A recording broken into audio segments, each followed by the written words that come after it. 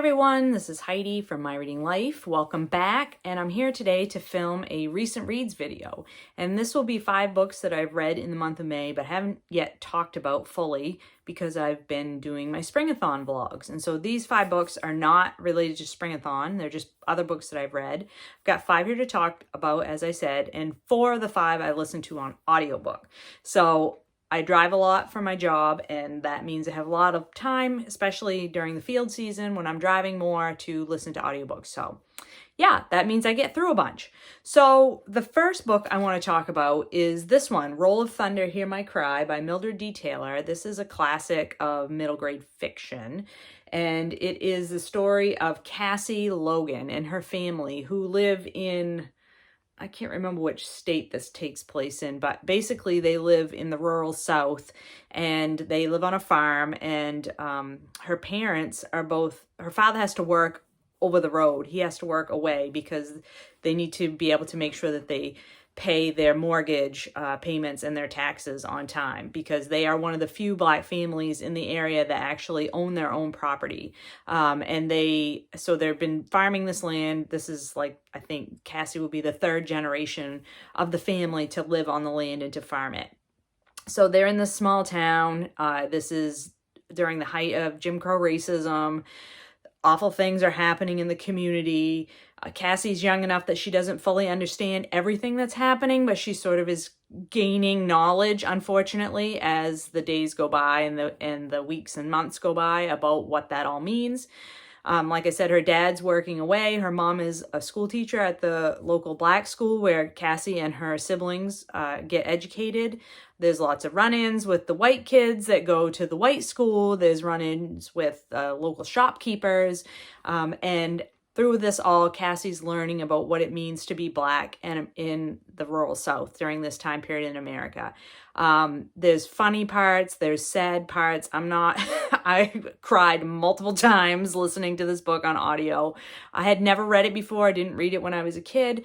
This copy is actually my mom's copy, and she loaned it to me, and I was going to read the physical copy, but I ended up listening to it on audiobook, and I'm really glad I did. It was a wonderful book to listen to on audiobook, just truly an informative picture of what it was like to be young and Black in this time period in America in the rural South, but also just a really intelligent and funny young lady narrating the story of her family. And I think that there are other books that go along with this one about Cassie's family in different time periods. So I think I will probably pick those up and read those as well. There's a reason this book is a classic. It's very, very good. I then listened to Wow, No Thank You by Samantha Irby on audio, and this is a collection of essays, very funny. Samantha Irby is, she's a comedy writer. She writes for TV, and she's written a couple of books. I've read at least 1, if not 2 of her books in the past, and I think I like this one the best because at this point, Samantha Irby is middle-aged. She's in her 40s. She has gotten married. She and her wife, her wife was living in a small Michigan town, it's sort of a red part of the state, and they get married, and she convinces Samantha to move to where she is, and so now this girl from Chicago ends up in this small town where she's like, I don't even know if they're gonna like run me out of town on a rail or what. And she's just so funny in how she talks about her life. She experiences chronic illness. She has some her chronic illness is something that she jokes about in the book, while also just talking about what it's like to live with a chronic illness and what that really means. And what it's like to, after having been single your whole life, to be married and to move into this house with your partner, and her partner had children, and so now Samantha Irby is like in this family with these children, and she never intended to have children, and what that's like, and now they've got some pets and what that's like. And so yeah, it was just very I found a lot of things very relatable in her commentary, and I just find her extremely funny.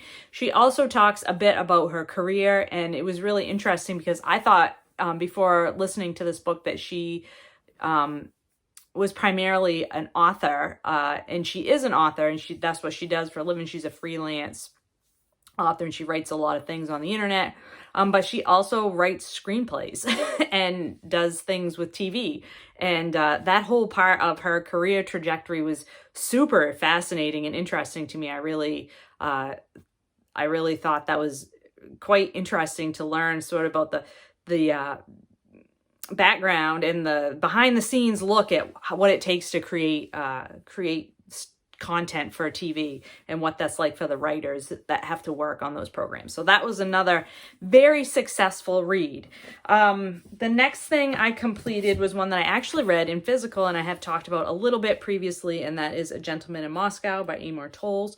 This is historical fiction that follows the life of this one guy, Count Rostov, who is during the 1920s, he gets imprisoned in this hotel in Moscow because he is an aristocrat and he is deemed an undesirable person by the powers that be who have taken over the government.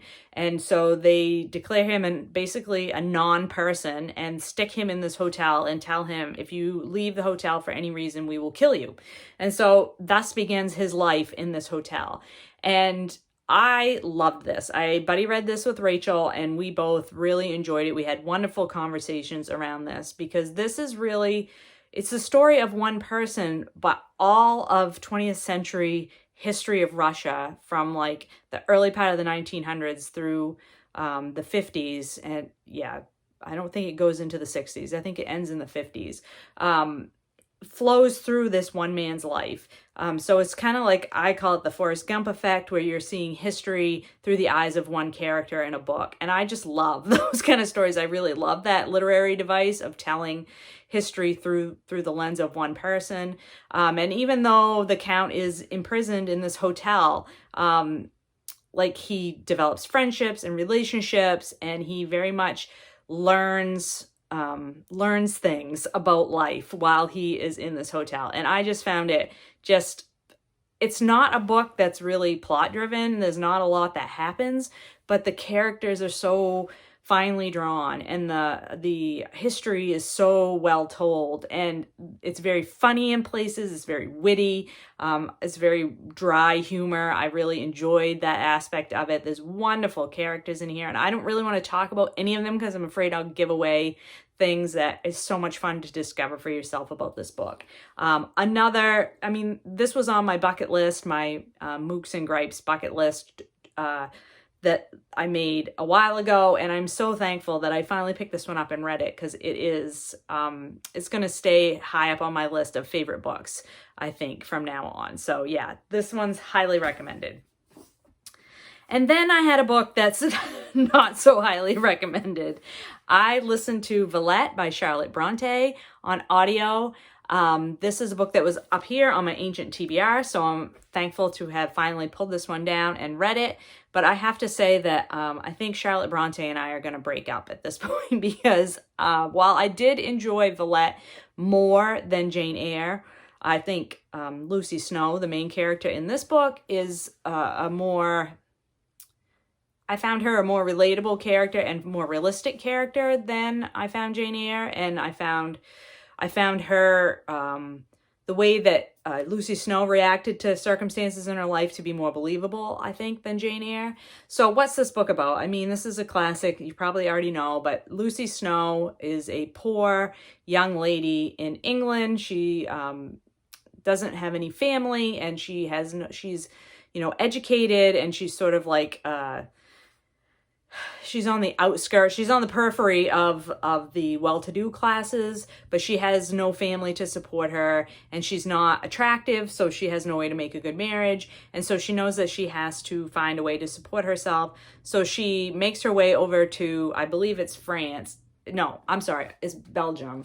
Villette is a stand-in, I believe, for Brussels. So Villette is the name of the place where she ends up in Europe, where she is looking to become a nanny or a governess to for people who are looking for English-speaking governesses. So she does find a position for a woman who runs a school for young ladies to take care. In the beginning, she's taking care of this woman's children, but she ends up as the English teacher in this boarding school for young ladies. And we just basically follow her life from that point on as she like tries to come to grips with her lack of opportunities and the lack of options available for young women at that time.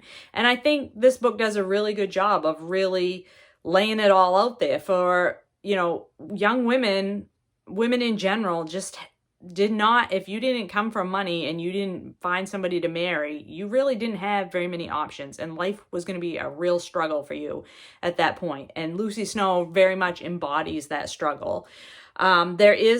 Similarly, there's a lot of similarities between this book and Jane Eyre in terms of the plot and how it goes. It's very wordy. There's a lot of stuff about religion. There's a whole plot line that is about the butting of heads between Catholicism and Protestantism, which I don't really care about that. So that was not interesting to me. There's a ton of coincidental things that happen, and those things happen only in order to move the plot along. And I found that to be true in Jane Eyre as well. And that is one of the things I dislike the most about these two books that I read by Charlotte Bronte is like, you know, the things that happen to Lucy Snow, like these random incidences and how she runs into people from her past that are so coincidental as to be like eye rolling. My eyes practically rolled out of my head onto the floor while I was listening to the story on some of those chance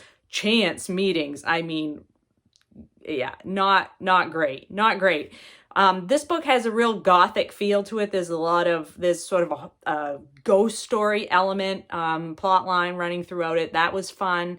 So yeah, and I thought that the ending actually was decent. I found it a little bit frustrating, but I wish that Charlotte Bronte had felt free to end this book the way that she wanted to end it and was not sort of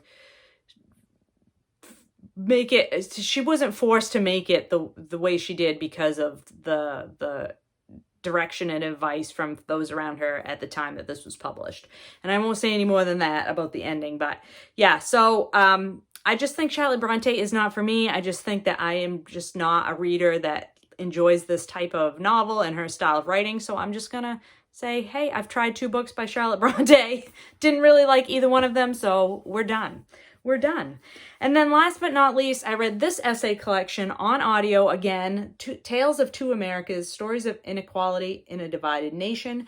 And I shouldn't say that this is nonfiction because it's not wholly nonfiction. There's also this is a collection of pieces by a multitude of different American authors.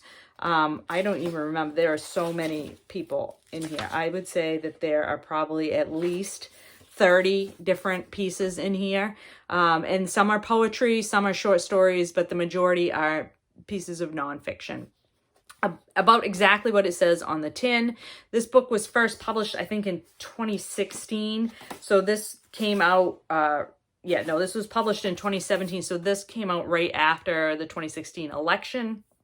And you can definitely tell that that's when this was published. I mean, it's very much of its time in terms of the political message that it's trying to send here. And these authors are all discussing the social and racial inequalities, economic inequalities of America. And every day, day-to-day things that are happening to people that are creating inequality between different groups of people that you may not even think of and be aware of as things that are unequal. So I thought it was very enlightening from that perspective, and I'm glad that I read it. I actually picked this book up randomly at a library book sale. I didn't even know it existed, to my knowledge. I don't remember it, and I'm really glad that I picked it up. There was some great authors in here, like, for example, Roxane Gay has a piece in here. She had a short story. Edwidge Danticat, Sandra Cisneros, Dennis Smith. There's Sarah Smarsh, who I've liked her stuff in the past. She talks a lot about economic inequality. Ann Patchett. Karen Russell, Annie Dillard, Anthony Doerr, like big names in here. And then other names that I was unfamiliar with that I was really glad to have been introduced to. So that was very successful as well. So those are 5 books that I've recently read that were not for Spring-a-thon, were mostly audiobooks that I consumed while driving in a vehicle, and they were all very good company. So I hope you're all doing well and finding some good books to read, and I will talk to you later.